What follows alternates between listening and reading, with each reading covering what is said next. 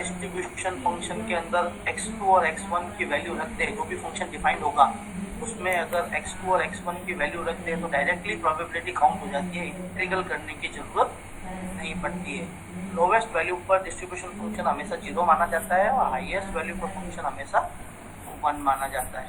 तो ये दोनों प्रॉपर्टीज आप लोग एक बार अच्छे से देख लीजिए। And we move to the question. और कल वाला क्वेश्चन अगर किसी को देखना है तो अभी मैं आप लोगों को शो कर देता हूँ। पहले इन दोनों प्रॉपर्टी को एक बार देख लीजिए। जिनको नोट डाउन करना है वो नोट डाउन भी कर सकते हैं, थोड़ा स्लो ही चलूंगा आज मैं, तो आप लोग नोट डाउन भी साथ में ही कर लें।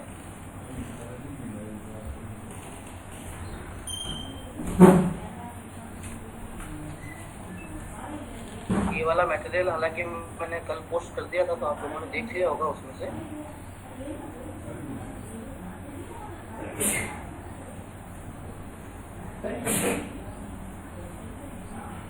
ओके, अगर कल वाले क्वेश्चन की बात करें, अल्फा वाले क्वेश्चन की एक बार वापस देखना चाहते हैं कल वाला क्वेश्चन तो एक बार वापस देख लीजिए। कितने स्टूडेंट हैं? 40 के आसपास है, ठीक है, नो इश्यू।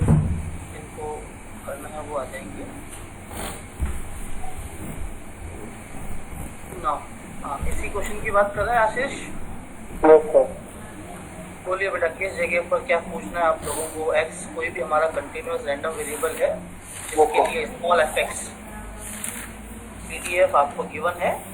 2 क्वेश्चन आपसे पूछे गए हैं इसमें। एक तो अल्फा की वैल्यू फाइंड आउट करना है और दूसरा x ग्रेटर देन 1 के लिए प्रोबेबिलिटी क्या होगी। बोलो इसमें क्या पूछना है? क्वेश्चन जीरो से छोटी और नहीं, 0 से बड़ी और 2 से छोटी होनी चाहिए ना। 0 से बड़ी और 2 से छोटी वैल्यू। हाँ, तो 0 से बड़ी और 2 से छोटी है ना बेटा। तो हमने इसमें 0 और 2 को भी तो इंक्लूड किया ना।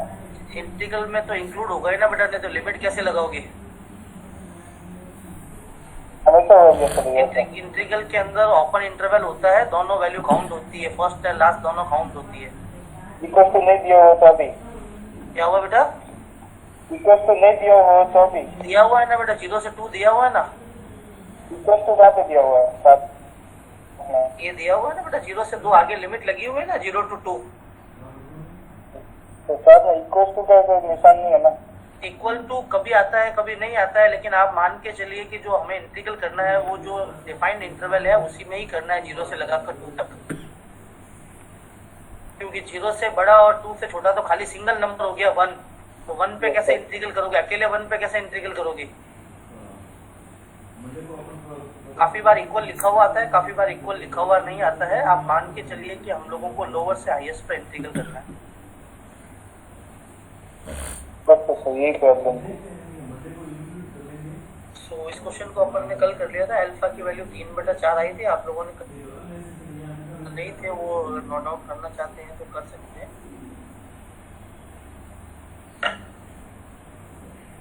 इंटीग्रल को ब्रेक करते हुए आप लोगों को इंटीग्रल करना है, जिस लिमिट में इंटीग्रल डिफाइंड हो वहीं पर इंटीग्रल करना है आप लोगों को। 0 से 2 के बीच में इंटीग्रल करने पर वैल्यू 1 लेते हुए अल्फा नोट डाउन करना था आपको। हल कर लिया था आप लोगों ने ये पूरा क्वेश्चन 3/4। उसके बाद 1 से बड़ी वैल्यू के लिए प्रोबेबिलिटी आपको फाइंड आउट करना है। 1 से बड़ी लेकिन हाईएस्ट रेंज 2 ही है हमारे पास में, तो 1 से 2 तक करना था आप लोगों को इंटीग्रल। ये 1 से 2 तक इंटीग्रल तो आप लोगों को मिल जाएगी प्रोबेबिलिटी x ग्रेटर देन 1 के लिए। एक ये वाला क्वेश्चन लिया था कल अपन ने और एक ये वाला लिया था जो आप लोगों ने किया था पूरा सॉल्व। इसके अंदर हम लोगों को बताना था कि जो गिवन फंक्शन है वो PDF है या नहीं है। इसके लिए इंटीग्रल 0 से 3 पर 1 आना चाहिए। ये देखो बेटा, इसके अंदर इक्वल दिया हुआ है, तो काफी बार एग्जामिनर ये इक्वल दे देता है। काफी बुक्स में इक्वल दिया हुआ है, काफी बुक्स में नहीं दिया हुआ है। आप मान के चलिए कि ये इक्विवेलेंट है, तो आपको इंटीग्रल की दोनों लिमिट्स लेनी है, फर्स्ट एंड लास्ट दोनों लिमिट लेनी है। आधे क्वेश्चंस में इक्वल दे रखा है, आधे में नहीं दे रखा है, लेकिन इम्प्लाइड मान के चलिए कि इक्वल है साथ में। नाउ ये नया क्वेश्चन ले रहे हैं आज अपन लोग। आप लोगों का फोकस सिर्फ होना चाहिए बेटा कि ये जो लेफ्ट हैंड साइड है फंक्शन की वो स्मॉल fx है या कैपिटल fx है। थोड़ा सा ध्यान रख के करना क्वेश्चन, अदरवाइज गड़बड़ कर देंगे आप लोग। स्मॉल fx होता है तो इंटीग्रल पॉसिबल होता है, क्योंकि वो डेंसिटी फंक्शन होता है, और कैपिटल एफ होता है तो इंटीग्रल पॉसिबल नहीं होता है। पहले एक बार आप लोग जितना स्क्रीन विजिबल है उनको राइट डाउन कर लीजिए, फिर समझा देता हूँ मैं आप लोगों को। पहले लिख लीजिए आप।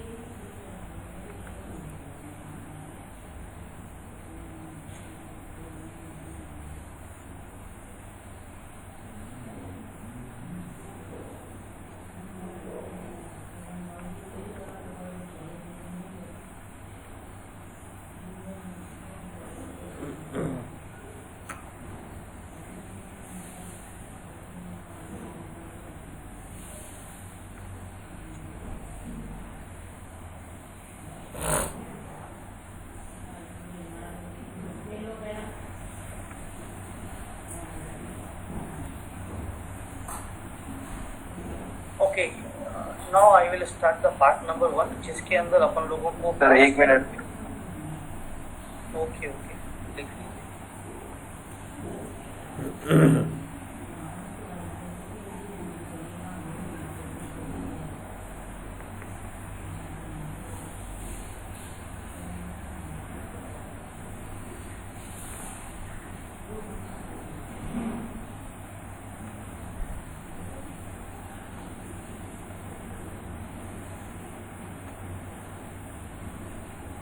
यस सर, अब शुरू करिए।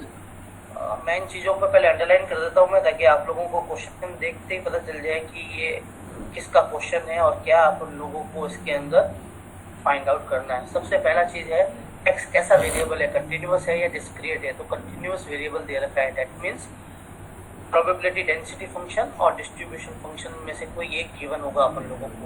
डेंसिटी फंक्शन गिवन नहीं है, दैट मीन्स अल्फा निकालने के लिए इंटीग्रल नहीं कर सकते हैं बेटा आप लोग, डायरेक्ट प्रॉपर्टी को यूज कर सकते हैं आप लोग।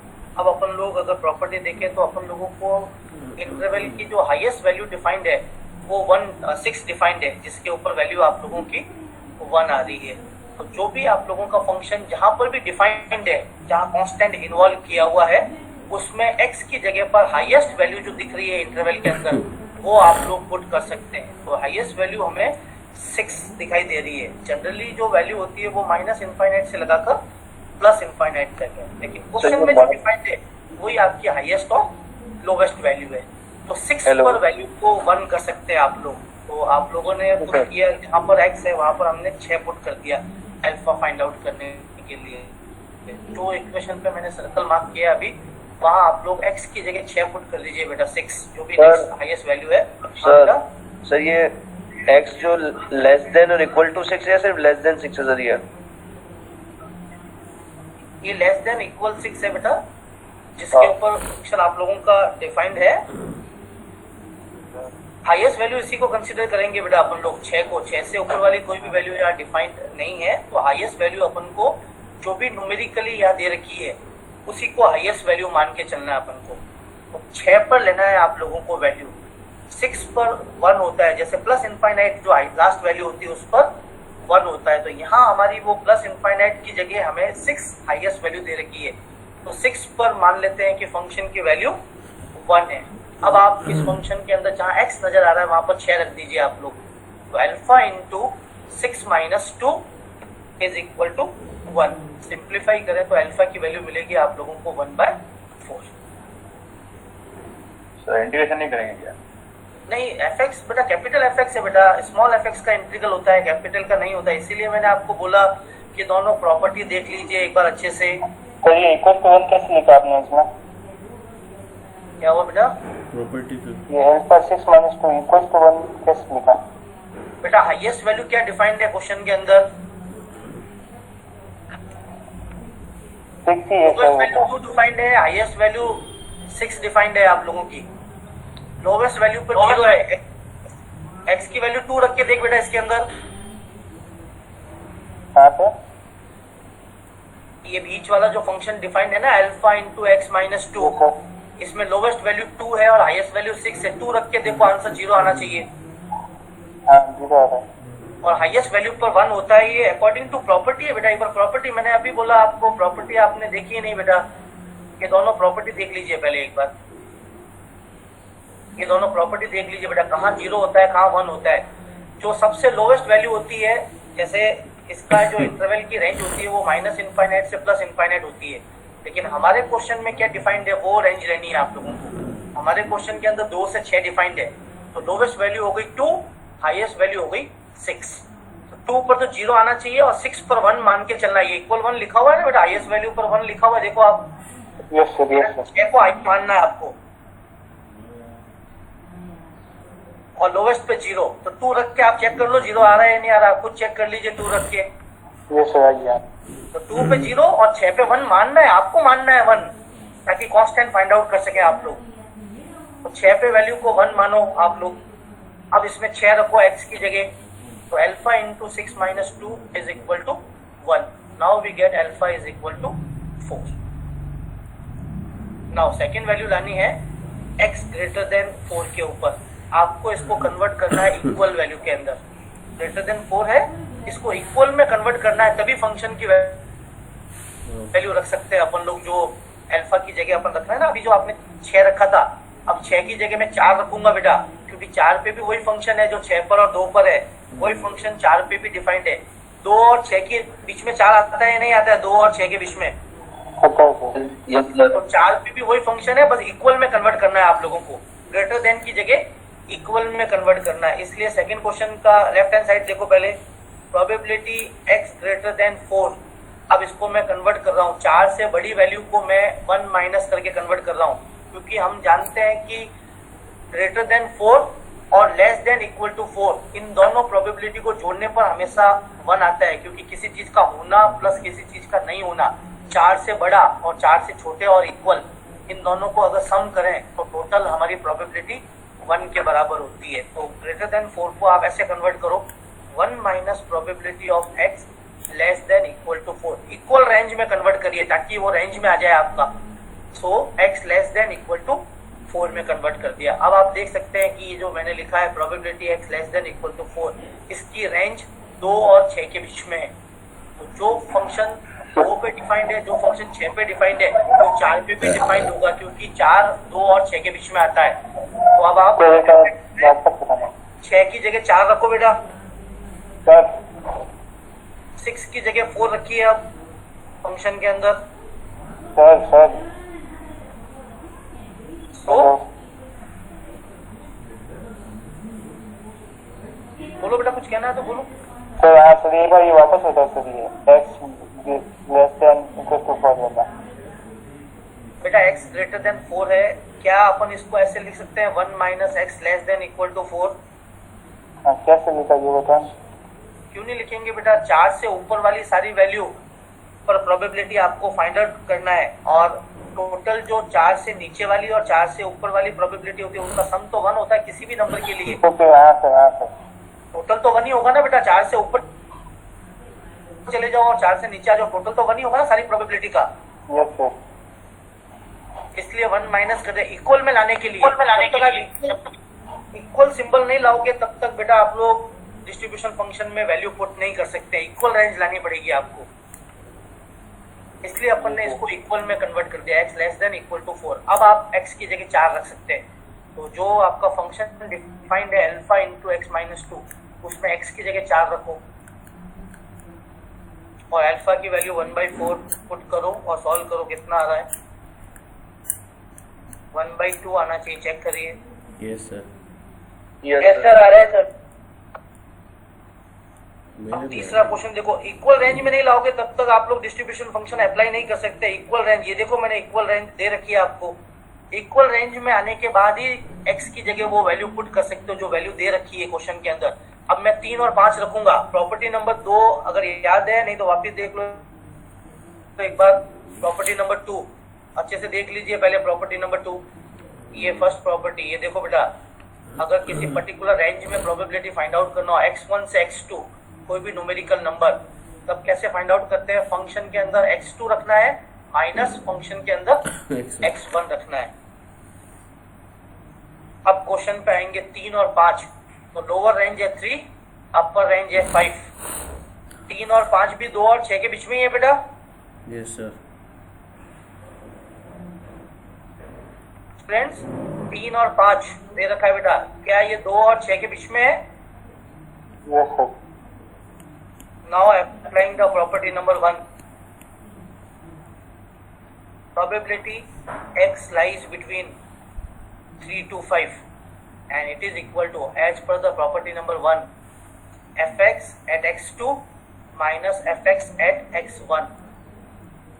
x1 3 है, x2 आपका 5 है, जैसा प्रॉपर्टी में था बिल्कुल उसके अकॉर्डिंग। अब आपको x की जगह 5 रखना है बेटा, जो फंक्शन डिफाइंड है क्वेश्चन में, उसमें x की जगह 5 माइनस करते हुए x की जगह 3 रखना है। तो 5 माइनस 2 हो गया 3 अल्फा, 3 माइनस 2 हो गया 1 अल्फा। तो 3 alpha minus alpha that is equal to 2 alpha. और अल्फा कितना था अपना? हाफ 1/4, 1/4. 2 into 1/4 that is 1/2। देख लीजिए पूरा क्वेश्चन, लिख लीजिए, फिर कुछ पूछना है तो वापस पूछ लीजिए, तब टॉपिक चेंज करेंगे अपन। देख लीजिए एक बार वापस पूरा।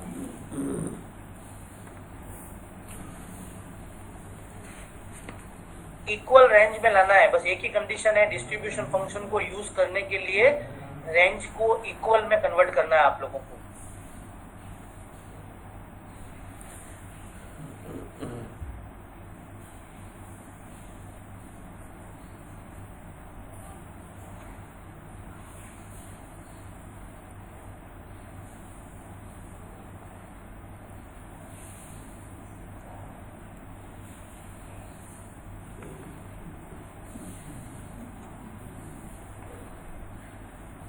सर अगर यह क्वेश्चन में डायरेक्ट दिया हुआ होता पर x greater than equal to 4 तो हम डायरेक्ट सॉल्व कर देना इसमें यहाँ पे।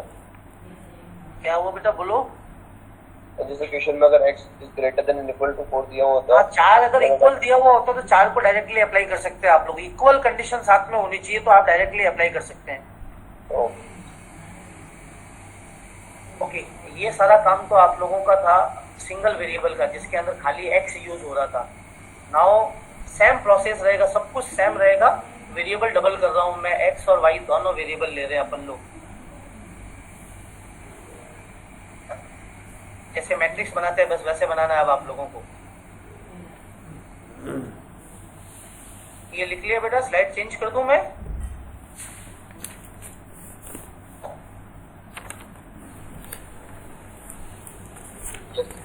बोलो बेटा, स्लाइड चेंज कर दें? लिख लिया आप लोगों ने या अभी रखूं मैं स्लाइड ये?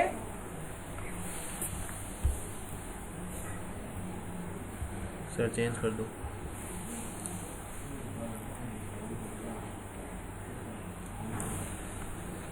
ओके,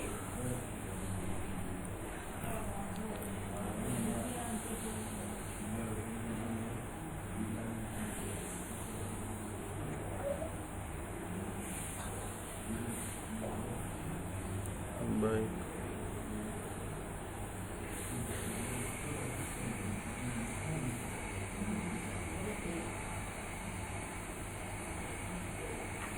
एक बार कंफर्म करिए, स्क्रीन विजिबल है बेटा? आशीष एक बार कंफर्म कर बेटा। यस सर विजिबल है। Okay, now this is the new article, जिसके अंदर बाकी सारा काम सेम है बेटा। वही अगर डिस्क्रीट है तो इंटीग्रल करना है, कंटिन्यूअस डिस्क्रीट है तो जोड़ना है सीधा, कंटिन्यूअस है तो इंटीग्रल है। केवल वेरिएबल डबल कर दिया मैंने, बाकी सारा काम सेम रहेगा आप लोगों के लिए। So 2 variable random variable x and y, इसमें काम करना है। We have 2 types of 2 variables, one is the discrete random variable, other is the continuous random variable. साथ में नोट डाउन करते जाइए आप लोग।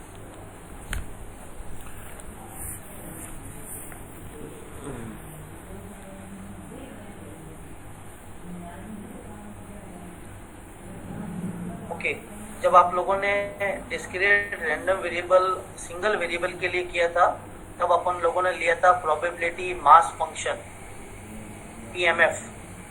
अब अपन लोग 2 वेरिएबल के लिए कर रहे हैं x एंड y, तो इसका नाम केवल थोड़ा सा बदल जाएगा, that is joint probability mass function, क्योंकि दोनों के लिए काम आएगा, x और y दोनों के लिए काम आएगा। इसलिए प्रोबेबिलिटी मास फंक्शन का नाम चेंज हो गया है जॉइंट प्रोबेबिलिटी मास फंक्शन।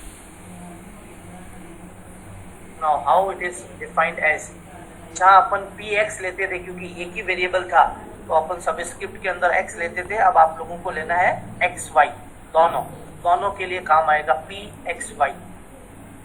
और जहाँ अपन लोग प्रोबेबिलिटी पी आई लेते थे क्योंकि केवल जो सम करते थे वो एक्स वाली वैल्यू के लिए करते थे, अब आपको एक्स और वाई दोनों की वैल्यू के लिए सम करना है, इसलिए पी आई जे मतलब आई मतलब एक्स कहाँ से कहाँ तक है और जे मतलब वाई कहाँ से कहाँ तक है, डबल सम करना है। जो एक्स के लिए सम करते थे आप डबल सम करेंगे। Now it is known as joint probability mass function if this condition will be hold. Summation for I summation for J मतलब एक्स और वाई दोनों की प्रोबेबिलिटी को जोड़ना है, तो उसका आंसर अगर 1 के बराबर आ जाए तो हम कहेंगे जॉइंट प्रोबेबिलिटी मास फंक्शन। इतना लिखिए, फिर एक क्वेश्चन समझाऊंगा, फिर आगे वाला टॉपिक लूंगा। पहले इसमें 3 टुकड़े हैं। जॉइंट प्रोबेबिलिटी मास फंक्शन क्या होता है, डिस्ट्रीब्यूशन फंक्शन क्या होता है और कंडीशनल प्रोबेबिलिटी क्या होती है।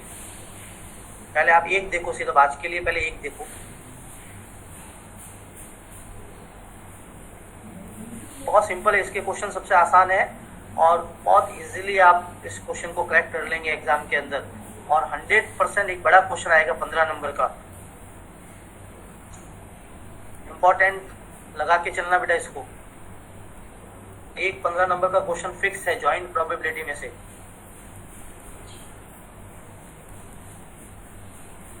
क्वेश्चन शो करूं मैं?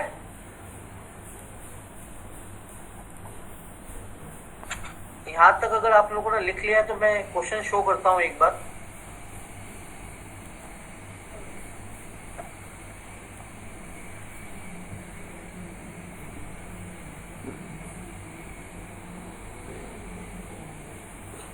बेटा can I show the question?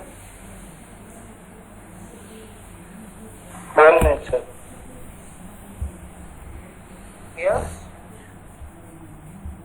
हाँ लिखना, लिख लीजिए आप लोग। बहुत ज्यादा सिंबल्स पे फोकस करने की जरूरत नहीं है, क्वेश्चन का प्रोसेस क्या है उस पर सिंबल करें। बहुत ज्यादा सिंबल को डीप में नहीं जाए, आपको केवल ऐड ऑन करना है प्रोबेबिलिटी को बस।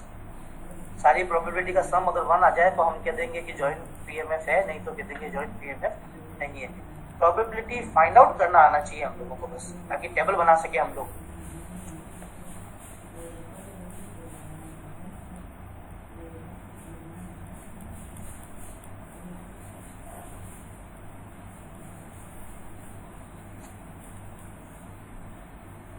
जिन लोगों ने टॉपिक वाला लिख लिया है वो इस क्वेश्चन को एक बार अच्छे से नोट डाउन कर दें। अगर ये एक क्वेश्चन आपको समझ में आ गया तो बाकी सारे क्वेश्चन समझ में आ जाएंगे इजीली।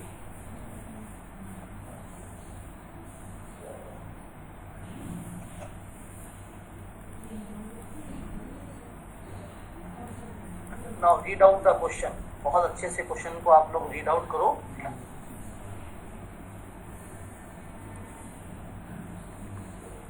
तीन बॉल्स अपन लोगों को फाइंड आउट करनी है बेटा एक बॉक्स में से। 3 balls are drawn at random from a box. एक बॉक्स में से 3 बॉल निकालनी है बेटा आप लोगों को, मैक्सिमम 3 बॉल्स। अब बॉल्स किस किस कलर की है उस बॉक्स के अंदर पहले वो देख लें अपन। 2 तो है व्हाइट कलर की, 3 है रेड कलर की और 4 है ब्लैक कलर की। ठीक है, 3 कलर की बॉल है अलग अलग, व्हाइट, रेड एंड ब्लैक। इनकी पोजीशन को लिख दे रफ कॉपी में ताकि आप लोग काउंट करना स्टार्ट करें तो आराम से काउंट कर सकें। टोटल 9 बॉल है मेरे पास में, व्हाइट, रेड और ब्लैक को मिलाकर 9 है। 9 में से 3 बॉल निकालनी है बेटा। टोटल आउटकम तो हो गए 9C3 टोटल आउटकम, उसका डिवाइड करना है आप लोगों को। Total outcome 9C3।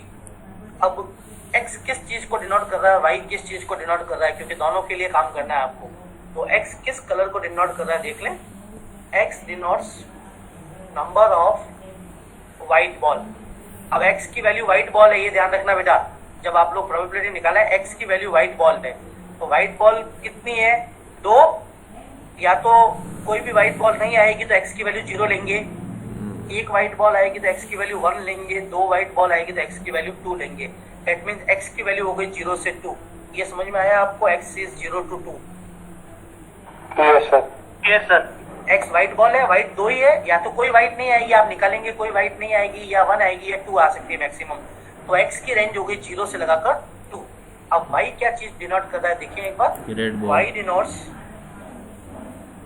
Number of red balls. अब देखिए रेड कितनी है एक बार देख ले, रेड है हमारे पास में 3, तो या तो कोई भी रेड नहीं आएगी, या 1 रेड आएगी, या 2 रेड आएगी, या 3 रेड आएगी। तो वाई की रेंज हो गई 0 से लगाकर 3 तक।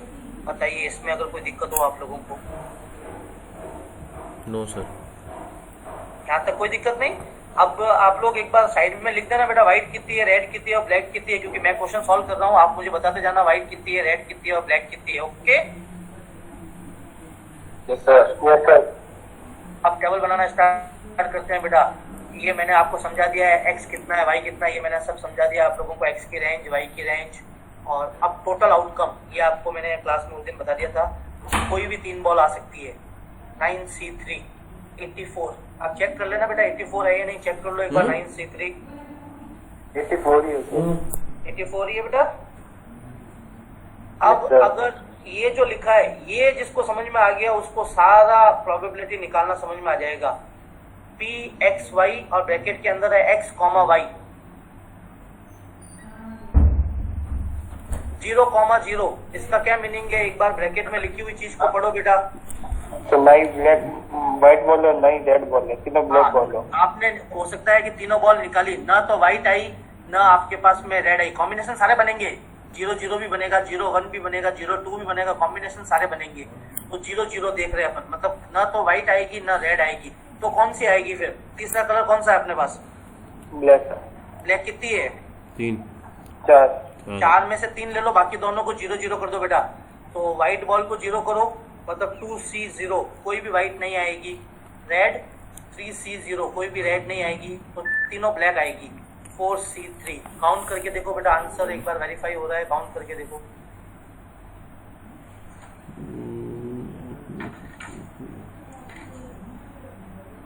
यस सर सही है।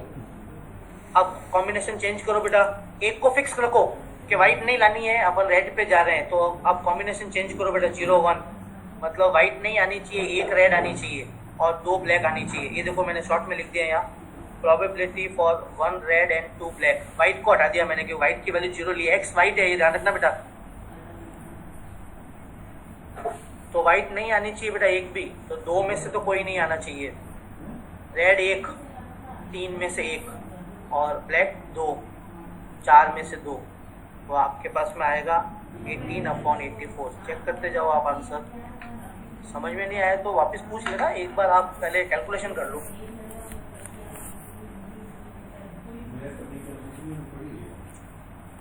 अब सही है। अब रेड को बढ़ाओ और बढ़ाओ आगे, रेड को, व्हाइट को तो 0 ही रखो अभी तक, जब तक 3 नहीं आ जाए तब तक बढ़ाते रहो।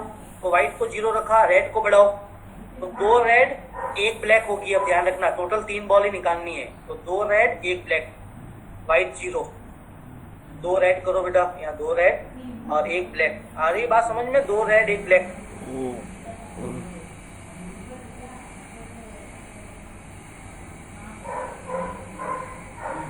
और लास्ट टू लास्ट हम लोग 3 रेड निकाल सकते हैं, क्योंकि हाईएस्ट 3 रेड है हमारे पास में। तो P of X Y 0-3, मतलब व्हाइट नहीं रेड तीनों, तो ब्लैक भी नहीं आएगी बेटा, क्योंकि टोटल 3 ही निकालना है अपन को, तो तीनों रेड हो गई।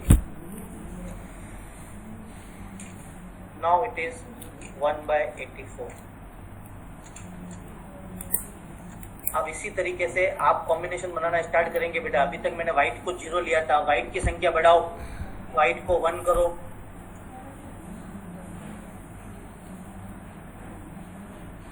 नाउ कॉम्बिनेशन हो गया आपका 1-0, मतलब 1 व्हाइट आएगी, रेड नहीं लेना है और 2 ब्लैक लेनी है बेटा।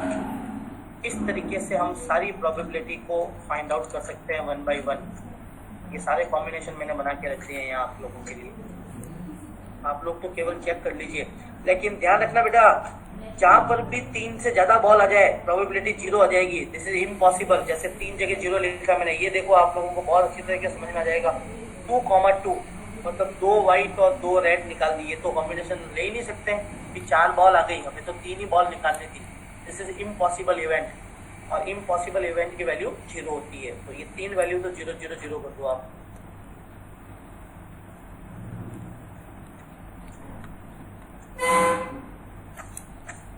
बाकी वाले सारे कॉम्बिनेशन मैंने निकाल के दे दिए आप लोगों को।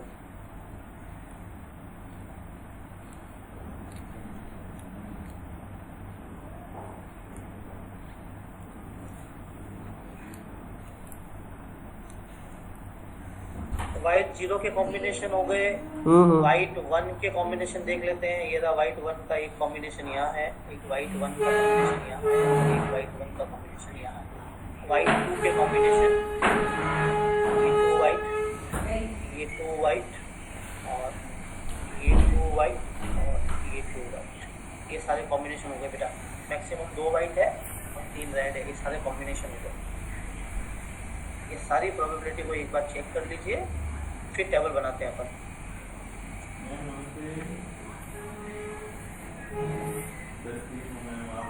सर ये जिसकी 0 है उसको निकालने कोई जरूरी है क्या? नहीं, वो तो 0 ही होगी ना बेटा। 4 बॉल तो निकाल ही नहीं सकते ना आप, इम्पॉसिबल है। इम्पॉसिबल चीज तो हमेशा 0 ही होती है बेटा, निकाल ही नहीं सकते आप लोग। हाँ तो वही तो लिखना जरूरी है क्या? वो 0 मान के चलना, नहीं तो फिर मैट्रिक्स कैसे बनेगी बेटा? मैट्रिक्स तो पूरी बनेगी ना। मैट्रिक्स में कोई एलिमेंट एब्सेंट होता है तो आप क्या लिखते हो? 0 0। तो वो अपन को 0 लेना है, नहीं तो मैट्रिक्स बनेगी नहीं ना बेटा पूरी। अभी मैं एक बार टेबल दिखाऊंगा, अभी आप टेबल देखते ही आपको कहते हाँ ये ऐसा सेट करना है कॉम्बिनेशन। आप पहले एक बार निकाल दीजिए प्रोबेबिलिटी, कोई जल्दी नहीं है। आप पहले प्रोबेबिलिटी निकाल दीजिए एक बार। ये सर ये हो गए सर। अरे हो गए। अब आप टेबल देखो, आपको खुद को समझ में आ जाएगा। आप इंजीनियरिंग स्टूडेंट है, आपको समझ में आ जाएगा। अपन को हॉरिजॉन्टल तो वाई लेना है बेटा, इस डायरेक्शन में वाई लेना है, जो मैंने एरो बना दिया आप लोगों के लिए। इस डायरेक्शन में आपको वाई लेना है, और ऊपर से नीचे की तरफ आपको एक्स लेने हैं। अब आप लोग खुद सेट करो कॉम्बिनेशन। ये वाला पॉइंट है 0,0 पॉइंट, एक्स और वाई जा दोनों मिल रहे हैं। ये वाला पॉइंट है 0,0, तो x0 y0, डेट मीन्स कोई भी वाइट नहीं आया, कोई भी रेड नहीं आया। क्या आया था आंसर यहाँ रखना है मुझे, 4/84 रखा है मैंने। एक बार देख लें 0 0 वाला अपन क्या आया था अपना। ये देखो बेटा 0 0 वाला कॉम्बिनेशन 4/84। मैं रैंडमली चेक करा देता हूँ 2 4, आप देख लो तो आराम से। रैंडमली चेक करा देता हूँ मैं। सपोज ये वैल्यू आपको, अगर ये वैल्यू चेक करनी है 6/84 कहाँ से आया, तो पहले तो देखो यहाँ पर y की वैल्यू कितनी है और x की वैल्यू कितनी है। तो ये देखो बेटा y की वैल्यू है 1, और नहीं सॉरी x की वैल्यू 1 और y की वैल्यू है 2। P1,2 देखिए 1,2 कहाँ है? P1,2 ये रहा बेटा साइड में। P1,2 एक वाइट 2 रेड, दैट इज 6/84। अब पूरी टेबल बनी हुई है, सब प्रोबेबिलिटी है। अगर कुछ पूछना है तो आप आराम से पूछिए, कोई जल्दी नहीं है, पूछिए। ये चलेंगे बाढ़ में, फिर बाढ़ में से आए रात को लेट 9:30 बजे आए थे, फिर खाना खाया था, फिर 10 बज गया था, फिर बोले कि अब तो लेट हो गया, फिर आज तो सोमवार तो निकलना ही था। एनीथिंग जो पूछना है आपको इस टेबल में से, प्रोबेबिलिटी निकालना, टेबल कैसे बनती है, जो पूछना है आप आराम से पूछिए बेटा। जरूर कोई नहीं आओ।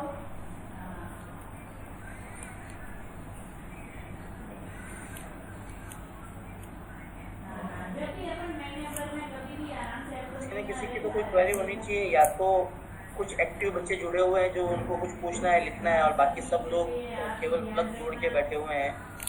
अगर आप कुछ भी पूछेंगे नहीं तो मैथ्स में तो ऐसा काम चलने वाला नहीं है। लिख नहीं रहे हैं, पूछ नहीं रहे तो काम चलने वाला नहीं है बेटा।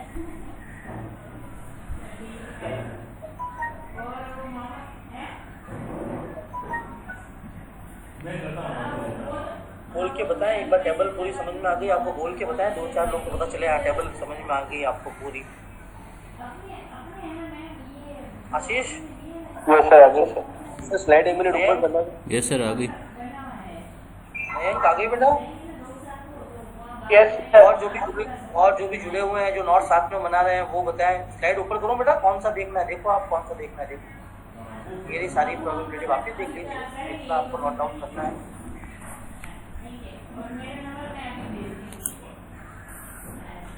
सर इसमें अपन ने प्रोबेबिलिटी 1,1 की और 1,2 की प्रोबेबिलिटी निकाली नहीं है ना? 1,1 निकाली ना बेटा, साइड में निकाली हुई बेटा, ये मैंने छोटा हो गया, छोटी साइड में देखो, स्लाइड ये देखो साइड में हाँ हाँ 1,1 ये मैंने सोचा बच्चे निकाल लेंगे, इसलिए मैंने कुछ आपके लिए रखी थी, पर एट द लास्ट मुझे रियलाइज हुआ कि पहला ही पहला क्वेश्चन है, इसलिए सारा मैं निकाल के दे दूं आपको एक बार। अदरवाइज ये दो मैंने आपके लिए रखी थी। थोड़ा जूम करूं क्या, नहीं दिखाई दे रहा है तो? नहीं सर ओके सर निकाल लेंगे। आराम से देख लीजिए बेटा, बहुत अच्छा क्वेश्चन है और एक्सपेक्टेड है इस टाइप के क्वेश्चन। इसके आगे और करना है, अभी तो ये तो एक पार्ट करवाया मैंने, जॉइंट फंक्शन क्या होता है। अब जो मैं आपको बोल रहा था कि सारी प्रोबेबिलिटी को डिस्ट्रीब्यूट कर दे तो ये टोटल 1 आता है या नहीं आता है। बेटा सारे खानों में जो प्रोबेबिलिटी है सबको जोड़ना बेटा एक बार। 84/84 आ रहा है क्या? जितनी निकाली आपने सब, प्लीज कैलकुलेटर से वर्टिकली जोड़ेंगे। सबको जोड़ दो बेटा, खाने में जो प्रोबेबिलिटी लिखी है सबको जोड़ दो, जैसे 4/84, 18/84, 12/84, सबको जोड़ दो, टोटल सबको। 1 आ रहा है नहीं आ रहा है? प्रोबेबिलिटी मास फंक्शन है, 1 आ रहा है। आ गई?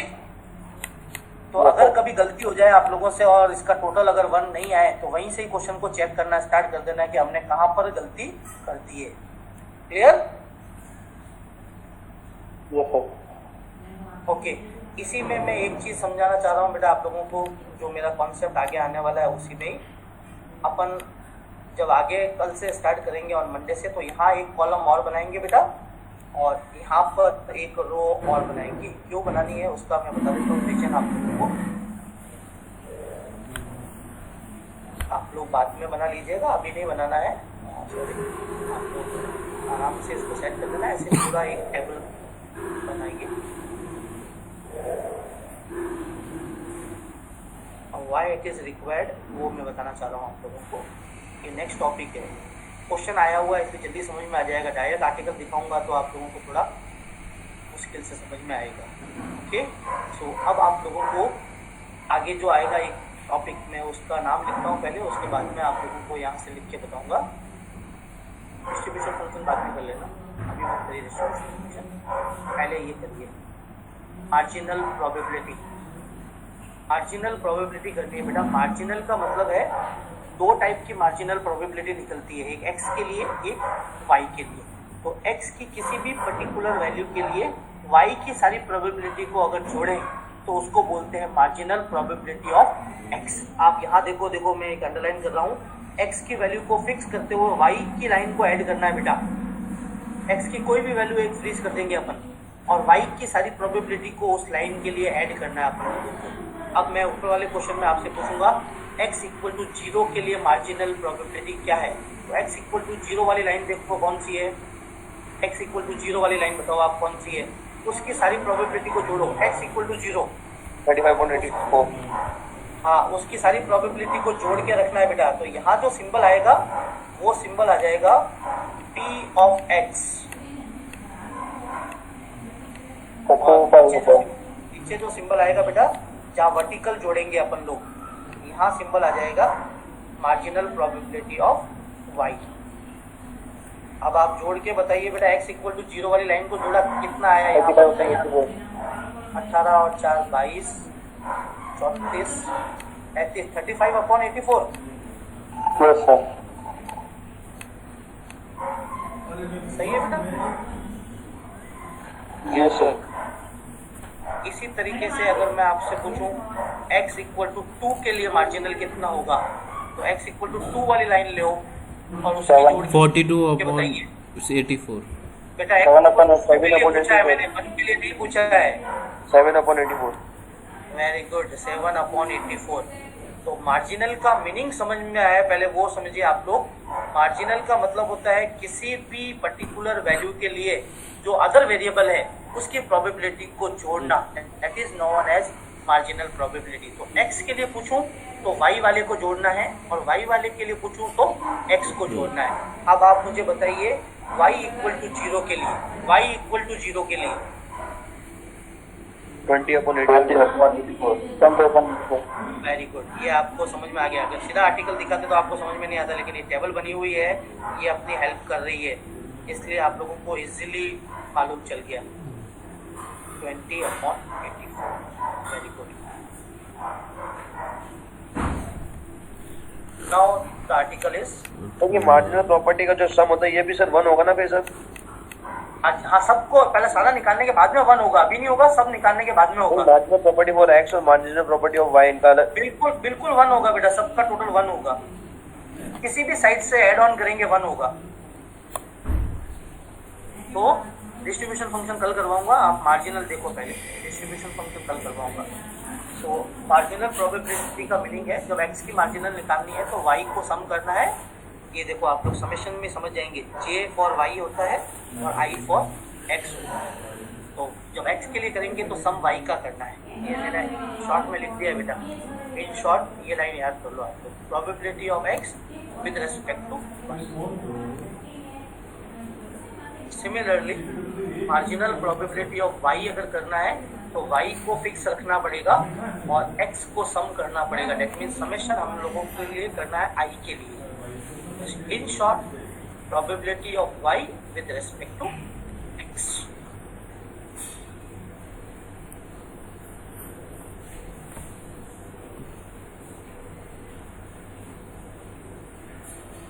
आगे मार्जिनल कैसे जोड़ना है, कैसे टेबल बनानी है, आगे से आगे।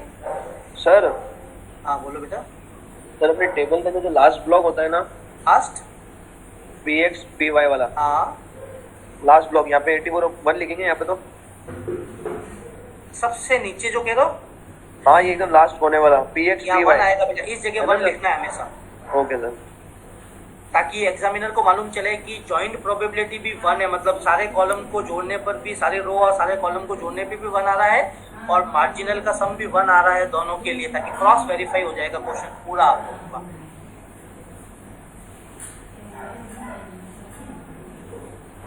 हाँ, look at the definition of conditional probability कल करवाऊंगा।